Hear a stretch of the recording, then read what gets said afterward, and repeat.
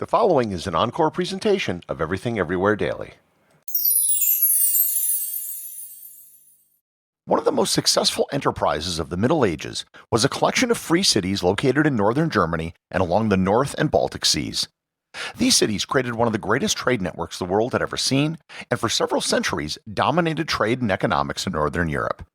It was the early prototype for successful trade organizations which would occur in the future.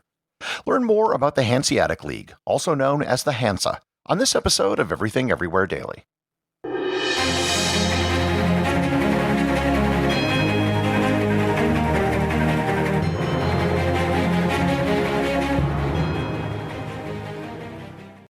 This episode is sponsored by ButcherBox. The holiday season is approaching, which means sharing meals with friends and family. If you're planning a meal for the holidays, you're going to want to get the finest meats, poultry, and seafood, and that is where ButcherBox comes in. ButcherBox offers only 100% grass-fed and grass-finished beef, crate-free pork, organic free-range chicken, and wild-caught seafood. But if you're interested in something a bit more traditional, at least for Americans, they also have something that you and your family might want for the holidays: turkey. You can serve some of the best free-range turkey with no added antibiotics, hormones, or preservatives. And if you're looking for turkey for your holiday meal, you're in luck. ButcherBox is offering Everything Everywhere Daily listeners free turkey in your first box, plus $20 off your first order. Just sign up at butcherbox.com/daily and use code DAILY. Once again, butcherbox.com/daily, code DAILY. This episode is sponsored by BetterHelp. Are you feeling overwhelmed by the challenges of life? Do you wish you had someone you could talk to who could provide guidance and support? Maybe you're struggling with anxiety, depression, or relationship issues. Perhaps you're dealing with stress from work or school, or you simply want to prioritize your mental well-being. BetterHelp's team of experienced therapists can provide the support you need to navigate life's challenges. BetterHelp is all about making professional counseling accessible, convenient, and affordable. With BetterHelp, you can connect with a licensed therapist from the comfort of your own home via online video sessions, chat, or phone calls. No matter where you are or what you're going through, BetterHelp is there for you.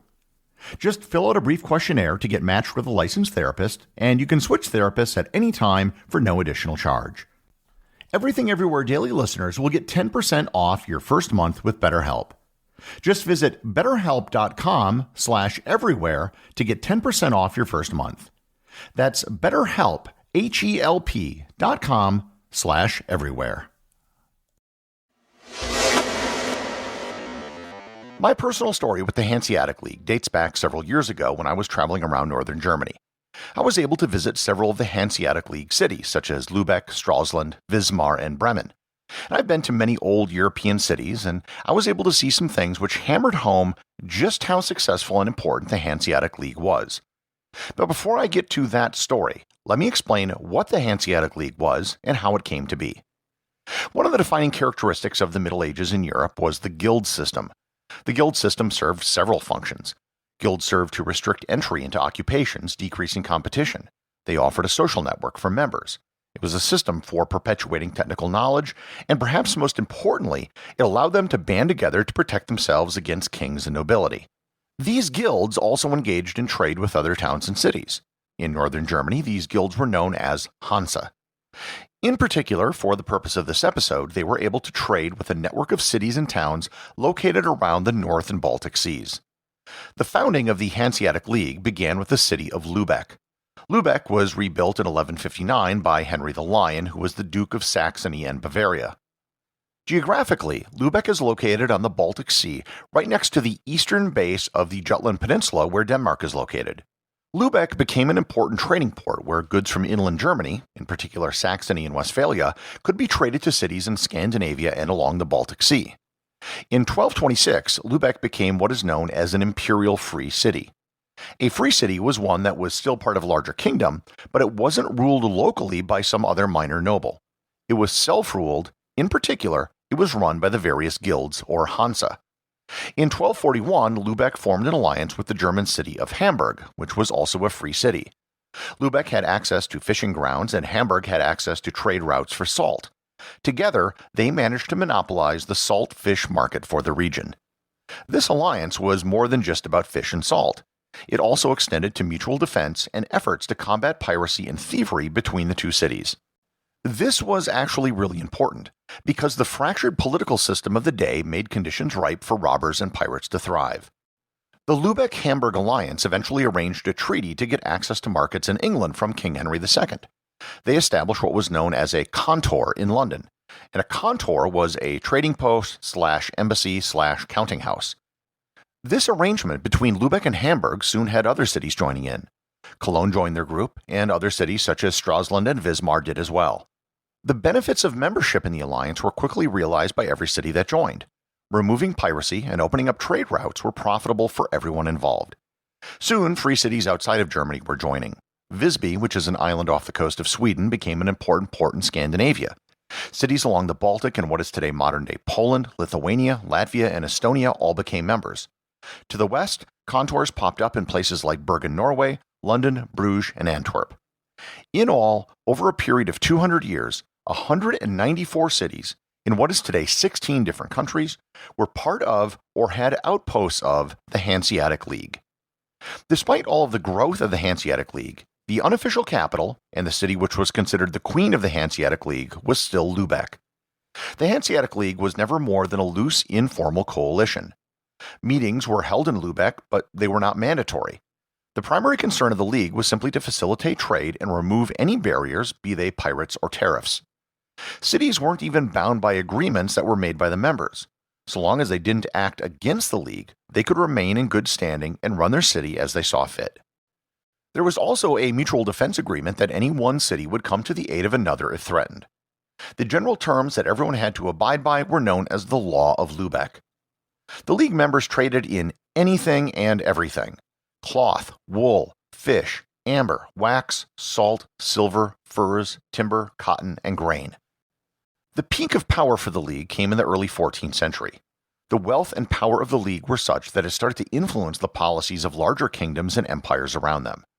They actually went to war against Denmark and Norway from 1361 to 1370, and they were actually victorious, and as part of their victory, they had free access to trade in almost all of Scandinavia. And this brings me back to my story from the beginning of the episode. I was in the city of Wismar, Germany, which was a major Hanseatic city. In the old part of the city, there were several old parish churches. Now, I've been all over Europe, and I have seen hundreds of old churches. However, none of them were like what I saw in Wismar. The Church of St. George was the size of a cathedral. It was enormous, and it was actually larger than cathedrals I've seen in other cities in Europe. Just one block away was another church which was just as big. Two cathedral-sized churches right next door to each other. The other church, St. Mary, had been severely damaged during World War II, and it was mostly demolished by the East German government during the Cold War. However, the ruins are still there, and you can obviously see how big it was. There's a third church called St. Nicholas, which is also enormous, just a few blocks away from the other two.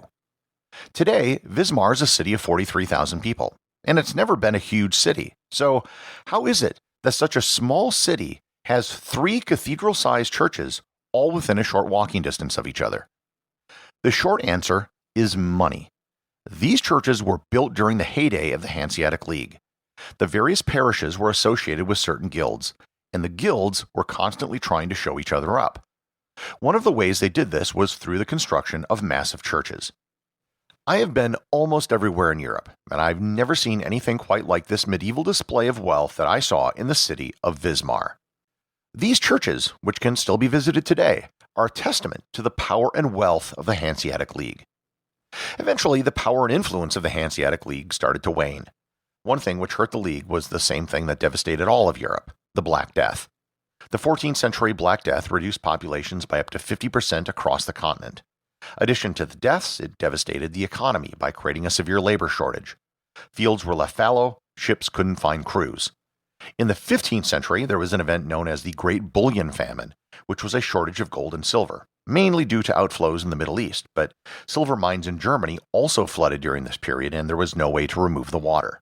And on top of that, there was the Little Ice Age in the 15th century, which was a climatic event that reduced agricultural output. All of these things reshuffled the political climate in Europe and shifted the balance of power away from free cities and back towards larger states. In the 16th century, they found themselves on the wrong side of several conflicts in Scandinavia, and in the 17th century, they all but collapsed due to internal conflict. Despite a massive reduction in influence, the Hanseatic League took centuries to completely die out. In the 19th century, the Hanseatic League was down to just 3 cities: Bremen, Lübeck, and Hamburg. The final nail in the Hanseatic coffin took place in 1862 when the alliance was finally dissolved. The legacy of the Hanseatic League can still be seen today. The name of the German national airline is Lufthansa, which literally means Air Hansa. Likewise, there are football clubs, breweries, banks, and theme parks, all named after the Hanseatic League. In 1980, an organization of former Hanseatic cities was created called the New Hansa. Another group called the New Hanseatic League was founded in 2018, which is a group of finance ministers from countries in the region. The Hanseatic League was a major part of the history of Northern Europe and helped shape what the region is today, and was also a very distant ancestor to what would become the free trade organizations of the 20th and 21st centuries. The executive producer of Everything Everywhere Daily is Charles Daniel. The associate producers are Peter Bennett and Cameron Kieffer. I wanted to give a big thanks to everyone who supports the show on Patreon. Your support helps me put out a new show every day.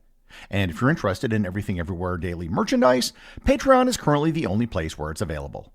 And if you'd like to talk to other listeners of the show and get notified of future episodes and projects, please join my Facebook group or Discord server.